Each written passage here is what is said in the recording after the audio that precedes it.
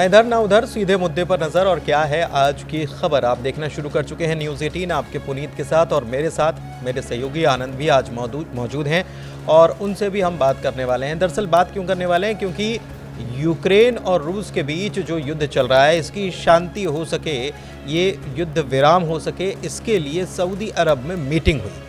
Meeting में कौन मौजूद था? आपको शायद लग रहा हो कि रूस और यूक्रेन के साथ अमेरिका भी मौजूद रह सकता है, चूँकि सऊदी में हुई तो सऊदी के लोग भी मौजूद हो सकते हैं। तो ऐसा कुछ नहीं हुआ। दरअसल यूक्रेन को इस मीटिंग में बुलाया ही नहीं गया, यूक्रेन के बगैर ही ये मीटिंग हुई और इसमें रूस और अमेरिका के अधिकारी प्रतिनिधि शामिल हुए, न कि पुतिन और ट्रंप, जो कि पिछले दिनों ये कहा जा रहा था कि ट्रंप और पुतिन की मुलाकात सऊदी में हो सकती है। तो ऐसा कुछ नहीं हुआ है, लेकिन मीटिंग बहुत देर तक चली है।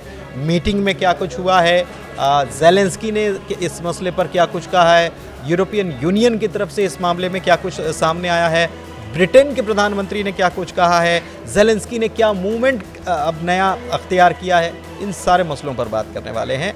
तो चलिए आनंद के पास चलते हैं और आनंद से समझते हैं। सबसे पहले मीटिंग के बारे में बताइए आनंद, क्या हुआ है? बिल्कुल, देखिए ये सऊदी अरब में जो बैठक हुई है अमेरिका और रूस की हुई है, इसमें यूक्रेन को शामिल नहीं किया गया है।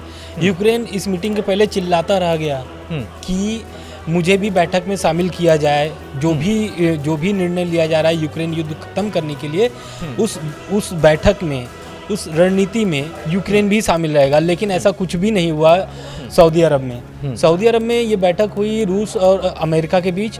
रूस के 2 प्रतिनिधित्व थे और अमेरिका के 2 प्रतिनिधित्व थे। ये दोनों लोग 4 लोग की बैठक में करीब 4.5 घंटे बैठक हुई है। इस बैठक में पुतिन और ट्रम्प के बीच जो शर्तें रखी गई थी, जो बातचीत हुई थी, जो फोन पे बातचीत हुई थी, उस शर्तों पर ही चर्चा हुई है। लेकिन अगला जो मीटिंग होने वाला है उसका अभी समय निर्धारित नहीं किया गया है कि अगला जो मीटिंग होगा वो कब होगा। लेकिन इस मीटिंग के बाद से यूक्रेन अभी बहुत ज़्यादा डिस्टर्ब हो चुका है, इसलिए क्योंकि यूक्रेन जो है शुरू से चिल्ला रहा था कि भाई मीटिंग में मुझे शामिल करिए, लेकिन अमेरिका ऐसा एक भी मौका नहीं दिया, या फिर यूक्रेन से एक बार पूछा भी नहीं कि भाई मैं रूस में मीटिंग करने, सऊदी अरब में मीटिंग करने जा रहा हूँ। तो ऐसा कुछ यही तो है कि यूक्रेन और रूस के बीच वॉर चल रहा है और इसमें जो शांति समझौते पर बात हो रही है, अमेरिका रूस से अलग बात कर रहा है। यूक्रेन से जो बात हुई है, माना जा रहा है कि वो हमने जो पिछली बातें की थी, क्या ट्रंप ये कहना चाह रहे हैं कि हमने जो पिछली बातें की थी हम उसे ही मानकर चल रहे हैं और हम बात कर लेंगे रूस से? बिल्कुल, ट्रंप देखिए शुरू से ही स्पष्ट हैं, जब से आए हुए हैं 20 जनवरी से वो एकदम एक्शन मोड में है। और लगातार आप देख रहे हैं, रूस यूक्रेन हो चाहे इजराइल हमास हो, दोनों पर एकदम नज़र बनाए रखे हुए हैं। और रूस यूक्रेन वाले पे तो बहुत ज़्यादा एक्शन नहीं, लेकिन ये एक चीज़ मैं आनंद, ये कुछ चीज़ें समझ में इसलिए नहीं आती हैं क्योंकि कई सारी बात ऐसी होती है जो ट्रंप कह तो देते हैं, लेकिन बाद में होता उसका कुछ अलग ही है। ट्रंप कहते हैं कि हम सऊदी अरब में वो खुद मिलेंगे, पुतिन से मिलेंगे, बात करेंगे। बिल्कुल, वो ट्रंप ये कहते हैं। फिर बाद में सऊदी अरब में मुलाकात तो होती है, लेकिन रूस के प्रतिनिधि मौजूद रहते हैं, पुतिन मौजूद नहीं रहते हैं और ना ट्रंप भी खुद मौजूद नहीं रहते। हमें लग रहा है कि देखिए वो नाटो को भाप रहे हैं ट्रंप, इसलिए क्योंकि देखिए नाटो में शामिल होना चाहता है यूक्रेन, और ट्रंप भी साफ बोल दिए कि यूक्रेन अब नाटो में नहीं शामिल होगा। अब नाटो की जो यूरोपीय जो देश नहीं, लेकिन यूरोपियन यूनियन जो है, यूरोपीय देश जो हैं, उनको भी सबसे बड़ी बात यह है कि यूक्रेन ऐसा मसला है जो जिसका फैसला केवल अमेरिका तो नहीं कर सकता। उसके लिए यूरोपियन यूनियन और तमाम यूरोपीय देश जो हैं उनको भी कॉन्फिडेंस में लेना पड़ेगा, यूक्रेन को भी कॉन्फिडेंस में लेना पड़ेगा, लेकिन ये ऐसे कॉन्फिडेंस में लेते दिखाई नहीं दे रहे हैं। बिल्कुल, अमेरिका बिल्कुल अलग राह पर। सबसे बड़ी बात यह है कि ज़ेलेंस्की ये कहते हैं कि यूरोपियन यूनियन या यूरोपियन देश जो हैं उनको साथ में लीजिए, हमको साथ में लीजिए, बात करिए, लेकिन अमेरिका रशिया से अकेले बात कर लेता है। बिल्कुल, देखिए यही तो जब पुतिन से बात हुई थी ट्रंप की, तो 90 मिनट की बात हुई थी। इस बातचीत के दौरान यूक्रेन से भी ट्रंप ने बात किया था, लेकिन अभी जो ज़ेलेंस्की का बयान आ रहा है वो अमेरिका विरोधी आ रहा है बयान। उनका कहना कि अगर अमेरिका साथ नहीं देगा तो बाकी जो नाटो देश है वो मेरे साथ हैं और अभी भी युद्ध हम लड़ेंगे, वो जैसे लड़ते आ रहे हैं। ऐसा लगता है कि साधने का काम चल रहा है। तो ये एक तरीके से जो सिनेरियो बन रहा है वो नज़र कैसा आ रहा है, वो ऐसा आ रहा है कि अमेरिका रूस को साधने का काम कर रहा है, रूस को अपनी तरफ लेने की कोशिश कर रहा है और समझाने की कोशिश कर रहा है कि हम युद्ध रुकवाते हैं, आपकी मांगों को मान लिया जाएगा। जो सिनेरियो नज़र आ रहा है वो मैं बता रहा हूँ, अंदर जो बात चल रही है उसकी बात तो ना की जाए, लेकिन दूसरी तरफ ऐसा लगता है कि ज़ेलेंस्की जो हैं उन्होंने साथ लिया है बाकी के नाटो देश जो हैं उनको। देखिए तुर्की भी गए, अभी का अपडेट भी बता देते हैं कि तुर्की पहुंचे हुए हैं और अर्दवान से मुलाकात वो कर रहे हैं, और तुर्की जो है वो नाटो का सदस्य देश है। इससे पहले उन्होंने यूएई में भी दौरा किया था। हाँ। व्लादिमीर ज़ेलेंस्की ट्रंप के बयान के बाद वो यूएई भी गए थे, वहाँ पर मुलाकात किए थे नेताओं से। लेकिन अभी जो इस सब बीच आ रहा है, एक बयान और आ रहा है कि यूक्रेन की धरती पर ब्रिटेन की सेना उतरेगी। ऐसा इसलिए बोला जा रहा है कि यूक्रेन जो है, ब्रिटेन जो है वो यूक्रेन का अभी भी साथ दे रहा है। हालांकि नाटो के जो और सदस्य वो साथ अभी भी साथ में खड़े हैं, ऐसा नहीं है। ब्रिटेन के प्रधानमंत्री लेकिन ये कह रहे हैं कि अगर जैसे शांति की बात हो जाती, शांति समझौता हो जाता है, तो फिर वो सुरक्षा की गारंटी जिसका जिक्र करते हैं यूक्रेन के राष्ट्रपति वोलोदिमीर ज़ेलेंस्की की, हमारी सुरक्षा की गारंटी का क्या?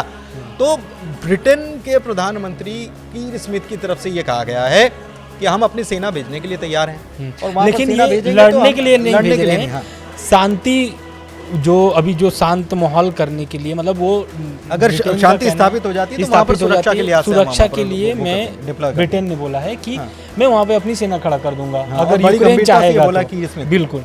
और उसके साथ साथ अब फ्रांस भी साथ में आ रहा है।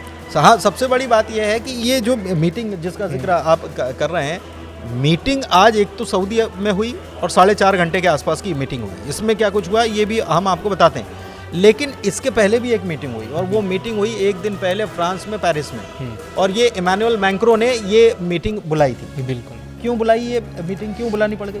देखिए ये क्या है कि ट्रंप अभी अपनी मनमानी कर रहे हैं। उनका, ट्रंप का कहना है कि यूक्रेन युद्ध जो है वो खत्म होना चाहिए, लगभग 3 साल होने वाले हैं।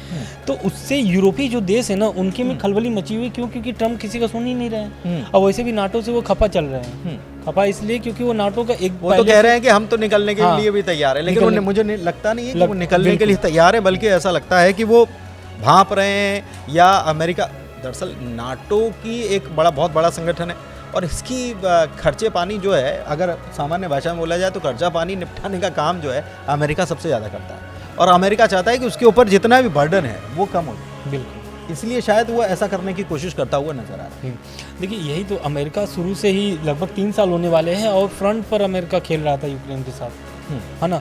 और चाहे वो हथियार हो, चाहे फिर वो खाद्य पदार्थ हो, सभी चीज़ में वो मुहैया कराता था जो बाइडन के समय में। लेकिन जब से ट्रंप आए तब से सारी चीज़ें रोक दी गई है। ऐसा उसने बोल दिया कि भाई हम एकदम, जो विदेश मंत्री है वहाँ के हैं अमेरिका के, उन्होंने साफ बोल दिया कि अब यूक्रेन को कोई भी सहयोग नहीं किया जाएगा, सहयोग नहीं करेंगे। हालांकि रक्षा के तौर पर तो दिए जा रहे हैं यार, ऐसा नहीं है कि नहीं एकदम से रोक दिया गया है, लेकिन USAID जो है जिसकी बात करते हैं तो वो उसको बंद कर दिया गया। एक चीज़ और है जिसका जिक्र आप कर रहे थे कि फ्रांस ने ये बैठक बुलाई। फ्रांस ने बैठक क्यों बुलाई? फ्रांस ने बैठक इसलिए बुलाई क्योंकि फ्रांस को ये पहले से शायद ये मालूम था कि इसमें यूक्रेन को नहीं बुलाने वाले बैठक, इसमें यूरोपीय देशों को नहीं बुलाने वाले, तो इनके बगैर अगर आप यूक्रेन के भाग्य का फैसला कर रहे हैं तो कैसे कर रहे हैं? हाँ, तो इसलिए तो जो यूरोपीय संघ जो है, यूरोपीय जो देश हैं, वो यही खलबली तो मची हुई है कि यूक्रेन को बिना बुलाए कैसे युद्ध आप खत्म कर सकते हैं। वो साध लिया है दरअसल, बेसिकली क्या है कि साधने का खेल है, और ऐसा लगता है कि ट्रंप कोशिश कर रहे हैं कि ज़ेलेंस्की कहीं ना कहीं दब जाए, थोड़ा नम जाए, लेकिन ऐसा लग नहीं रहा है। ज़ेलेंस्की ने साथ रखा है नाटो को, यूरोपियन यूनियन को। यूरोपियन यूनियन की तरफ से भी ये इस मामले में बयान आ गया है, और कहा है कि सबसे नाटो में शामिल होना, जो यूक्रेन की जिद कह लीजिए, लेकिन ये क्यों कह रहा है यूक्रेन कि नाटो में मुझे शामिल होना है? आनंद, पूरा तो यही बात था ना असल में। दरअसल जिस तरीके से रूस 2014 में कुछ ज़मीन यूक्रेन का हथियार लिया था, तो यूक्रेन का साफ कहना है कि भाई जो रूस की जो दादागिरी चल रही है बॉर्डर पर, उसको ख़त्म करने के लिए वो नाटो में शामिल होना चाह रहा था। नाटो में शामिल हो जाएगा तो उसके साथ 32 देश जो है कि युद्ध लड़ने के लिए तैयार हो जाएंगे। 32 देश हर जो आपदा विपदा आएंगे उसमें खड़े रहेंगे यूक्रेन के साथ। तो बहुत सारी जो सुविधा है वो नाटो की तरफ से मिलेगी यूक्रेन को, वो इसलिए शामिल होना चाहता है। रूस यही नहीं चाहता कि यूक्रेन नाटो में शामिल हो, बल्कि ये जो 4.5 घंटे जो मीटिंग हुई है सऊदी अरब में, इसमें भी अमेरिका की तरफ से और रूस की तरफ से जो बातचीत हुई है उसमें रूस की तरफ से बयान निकल कर आया और रूस ने कहा है कि केवल ये नहीं चलेगा कि हम उसको शामिल नहीं होने देंगे या आपको शामिल नहीं होना, यानी यूक्रेन, अमेरिका ये कह रहा है कि यूक्रेन नाटो में शामिल नहीं हो सकता। लेकिन रूस की तरफ से ये कहा जा रहा है कि केवल इतना कहने से काम नहीं चलने वाला। 2008 में आपने ये तय किया था कि जॉर्जिया और यूक्रेन दोनों को आप नाटो में शामिल करेंगे और आपने इस बात की प्रतिज्ञा ली थी। तो ये प्रतिज्ञा जो है इसको तोड़ना पड़ेगा, इसको तोड़ेंगे तभी काम चलेगा, वरना ये मामला इतना आसान नहीं। बिल्कुल सही कह रहे हैं। लेकिन जैसे आपने एक बात बोला ना कि नए समीकरण बन रहे हैं, यूक्रेन युद्ध से नए समीकरण इसलिए दिख रहे हैं क्योंकि अमेरिका रूस से अपना दोस्ती बढ़ा रहा है, संबंध अच्छे कर रहे हैं। दूसरी तरफ जो अमेरिका का जो अच्छा दोस्त अभी माना जाता है ब्रिटेन, वो हर जगह खड़ा रहता है अमेरिका के साथ में। आज के समय में ब्रिटेन यूक्रेन के साथ में है। और सबसे बड़ी बात ये है कि ब्रिटेन यूक्रेन के साथ में आज के समय नहीं बल्कि पहले से भी है। जैसे अमेरिका अगर मदद कर रहा था तो ऐसा नहीं कि आनंद अमेरिका ही इस मदद बयान के बाद अगर बिल्कुल सब चीज दे रहा था, लेकिन इस बयान के बाद भी या फिर अमेरिका के एक्शन के बाद भी ब्रिटेन अभी नहीं पलटा हुआ है। मतलब डोनाल्ड ट्रंप चाहते हैं कि बाकी सारे भी जो है कॉन्फिडेंस में लगता है कि डोनाल्ड ट्रंप ने ब्रिटेन या फ्रांस को लिया नहीं है, तभी फ्रांस इस प्रकार, क्योंकि बात ये नहीं है, बात यह है कि अगर ये पूरा यूक्रेन की जो अभी जो मौजूदा स्थिति है, रूस ने बहुत सारी ज़मीन पर कब्जा कर लिया है और अगर इस परिस्थिति में ये अगर शांति समझौता हो जाता है तो इमैनुअल मैक्रों भी समझ रहे हैं और ब्रिटेन के कीर स्मिथ भी समझ रहे हैं कि ये एक प्रकार से नाटो की भी हार होगी। बिल्कुल। और नाटो का दबदबा, नाटो की ताकत जो है उसको कम आंका जाएगा। रूस के आगे ऐसा लगेगा कि झुक गया। देखिए यही तो है, नाटो अपनी ताकत दिखाने के लिए तो 3 साल से युद्ध लड़ रहा है, लेकिन इस युद्ध में अभी तक कोई भी ऐसा निष्कर्ष नहीं निकला, कोई चेत ही नहीं पा रहा है भाई कि युद्ध कब खत्म करना है। अब ट्रम्प आए हुए हैं पूरे तरीके से वो एक्शन मोड में भाई कि खत्म करना है युद्ध। 32 देश नाटो में है, चाहता तो वो लोग युद्ध कब का ही खत्म कर देता, क्योंकि यूक्रेन के पास उतनी क्षमता नहीं है कि वो अकेले लड़ पाए जंग। लेकिन आज के समय में वो लगभग 3 साल होने वाले हैं, वो अभी भी लड़ रहा है किसके दम पर, अमेरिका और नाटो के दम पर। लेकिन अब अमेरिका हाथ खड़ा कर दिया है तो कहीं ना कहीं नाटो पर दबाव बन रहे हैं, यूरोपीय देश पर दबाव बन रहे हैं। अमेरिका ने भी ये कह दिया था। सबसे बड़ी बात यह है कि अमेरिका ने क्या कहा, अमेरिका ने यूक्रेन को कहा कि आप जो है हमारे भरोसे मत रहो, बल्कि ये यूरोपियन देशों की भी जिम्मेदारी है। तो यूरोपियन देशों की जिम्मेदारी जब अमेरिका ने कहा तो यूरोपियन देशों ने ऐसा नहीं कहा कि हाँ झटक लिया जाए, बल्कि यूरोपियन देश जो हैं वो तैयार है कि हाँ हम जिम्मेदारी लेने के लिए तैयार है। एक चीज़ और, यूरोपियन यूनियन की तरफ से क्या कुछ कहा गया है, इस बात को मैं यहाँ पर कहना ज़रूरी है। दरअसल यूरोपियन यूनियन की चीफ हैं उर्सुला वॉन डेर लेन, उन्होंने अमेरिकी दूत कीथ केलॉग से ये बात की और कहा कि यूरोप ने किसी अन्य की तुलना में यूक्रेन को सबसे ज़्यादा मदद आर्थिक तौर पर और सैन्य रूप से दी है और हम आगे और कदम बढ़ाएंगे, एक कदम और आगे बढ़ाएंगे और यूक्रेन के लिए न्याय संगत स्थायी शांति प्रदान करने के लिए अमेरिका के साथ हम साझेदारी करना चाहते हैं। मतलब ये भी कहा कि अमेरिका भी आके साथ में खड़ा हो, ये भी कहा है कि खड़ा हो। और अभी का टाइम जो है बड़ा क्रूशियल टाइम है, ये भी उन्होंने कह दिया कि अभी क्रूशियल टाइम है, तो अभी आपको ऐसा नहीं करना चाहिए। एक प्रकार से ये पूरा जो हो रहा है ना, ये संदेश अमेरिका को देने की कोशिश की जा रही है, क्योंकि रूस तो अपनी जगह अपनी बात पर कायम भी है। बिल्कुल।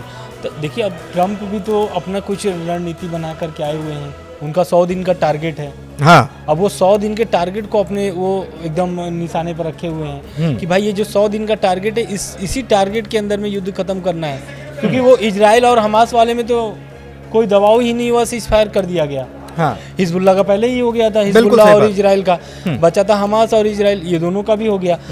अब आखिरी जो बचा हुआ है, लगभग जो 3 साल से युद्ध चल रहे हैं रूस यूक्रेन का, उस पर भी सोच रहे हैं कि कैसे भी करके वो खत्म हो जाए। लेकिन आज की जो हाई लेवल मीटिंग थी सऊदी अरब में, इस मीटिंग के बाद से अब यूक्रेन का क्या बयान आता है, क्योंकि जेलेंस्की पहले से ही बहुत सारे गुस्से में है अमेरिका को लेकर के कि भाई वो कुछ कर भी नहीं पा रहे हैं क्योंकि मदद भी मिल रही है, तो वो इतने खुलकर बयानबाजी नहीं कर पा रहे हैं। यूक्रेन छोड़ करके सभी देशों में वो घूम भी रहे हैं। हाँ। चाहे वो यूएई हो चाहे तुर्की हो, अभी तुर्की में है। हाँ। इसके पहले रविवार को यूएई में गए थे। वो सऊदी भी जा सकते हैं, ऐसा खबरें हैं कि सऊदी जा सकते हैं। उन्होंने बोला कि वो जा सकते हैं, लेकिन उन्होंने बोला कि हमको इस बातचीत के लिए तो नहीं बुलाया गया। सबसे बड़ी बात ये है कि बातचीत के लिए नहीं बुलाया गया। लेकिन तुर्की में उन्होंने क्या कुछ कहा है ये देखिए, बहुत ज़रूरी है। हम उम्मीद करते हैं कि सुरक्षा गारंटी अमेरिका, यूरोपीय संघ, तुर्की और पूरे यूरोप के द्वारा प्रदान की जाएगी।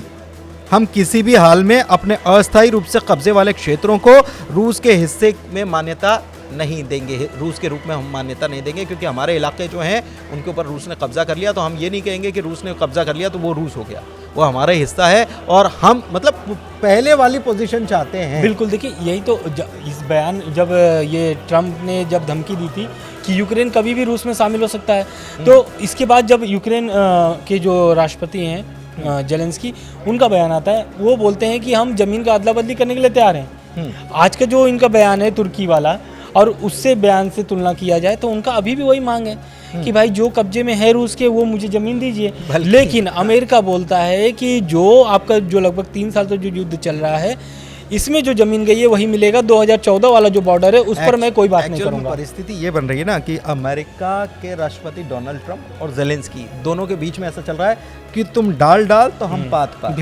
क्योंकि ये ट्रंप की तरफ से ये कहा गया कि वो $500 बिलियन के खनिज जो हैं, खनिज उत्पाद, वो हमको देना चाहिए। तो उन्होंने हाँ ठीक है, कोई प्रॉब्लम नहीं है, कोई दिक्कत नहीं है, आप आ जाओ, ले लो, अच्छा है, आप इन्वेस्ट करो, हमारे लोगों को भी तो यहाँ से रोजगार मिलेगा इससे। अब अगर आप इन्वेस्ट करोगे तो हमारे लोगों को रोजगार मिलेगा और आप भी अपना बिजनेस करिए। तो ये कह दिया था। इसके बाद फिर नई चीज़ें निकल कर सामने आई। अब ये बात ये है कि अभी तक जो परिस्थितियाँ, जो नज़ारा दिखाई दे रहा है, वो लग रहा है कि ट्रंप का पुतिन की तरफ या रूस की तरफ कुछ ज़्यादा झुकाव नज़र आ रहा है और इसीलिए यूरोपियन यूनियन जो है वो बार बार खींच रहा है, अमेरिका को बार बार कह रहा है कि भाई आप हमारे साथ में खड़े हो, लेकिन हमारे साथ रहकर बात करो। इसमें कहीं ना कहीं जो अमेरिका जो ये प्लान बनाया है रूस को अपने दोस्त बनाने के लिए, इसका बस एक कारण है, वो चीन को कमज़ोर करना चाहता है। अमेरिका सुप्रीम पावर अपने आप को बनाए रखना चाहता है और वो जानता है कि हम स्वघोषित मुखिया हैं, और स्वघोषित मुखिया हैं तो कोई और ताकतवर, और अभी तो रूस और चीन दोनों साथ में आ रहे थे, तो ऐसा लग रहा था कि ताकत जो है वो बढ़ जाएगी। तो अमेरिका को अपनी ताकत खोने का डर है, ऐसा लग रहा है। बिल्कुल अमेरिका यही तो चाहता है, क्योंकि देखिए जो ट्रंप है वो व्यापारी आदमी है और वो व्यापार के नज़रिए से भी देखते हैं देश को, विदेशों को। चीन क्या है कि चीन का जो है वो विस्तार नीति है, दूसरा वो व्यापार से कोई भी समझौता नहीं करता है। तो ये सब चीज को देख करके वो ट्रंप चाहते हैं थोड़ा सा उन्होंने चीन को कंट्रोल करने की भी कोशिश की। अभी उसके ऊपर जो उन्होंने व्यापारिक तौर पर जो उसके ऊपर सैंक्शंस लगाए हैं, वो तो चीन को भी थोड़ा सा उन्होंने कंट्रोल करने की कोशिश की। हालांकि उसने कह दिया कि भाई अगर आपने ये जो टैरिफ लगाया है, टैरिफ की आप बात जो कर रहे हो, फिर हम अंतर्राष्ट्रीय स्तर पर इस बात को हम इसको चुनौती देंगे कि आप ये क्या कर रहे हैं बिजनेस के मामले में। खैर ये सब चलता रहता है, लेकिन अभी सबसे ज़्यादा फोकस जो है वो रूस यूक्रेन को लेकर जो हालात बन रहे हैं इस पर है। अब देखना होगा कि अभी तो अगली मीटिंग की तारीख तय नहीं हुई है, लेकिन जेलेंस्की अपना दांव चले जा रहे हैं। अब अगला दांव क्या चलते हैं, क्योंकि अभी तो वो तुर्की में मौजूद हैं और वहाँ से एक प्रकार से समर्थन हासिल करने की कोशिश कर रहे हैं। तो आगे उनको क्या समर्थन मिलता रहेगा, यूरोपियन यूनियन क्या ऐसे ही समर्थन देता रहेगा, और कौन किसके आगे झुकेगा, ये आने वाले वक्त में पता चलना है। फिलहाल आज की चर्चा में इतना ही। धन्यवाद, नमस्कार।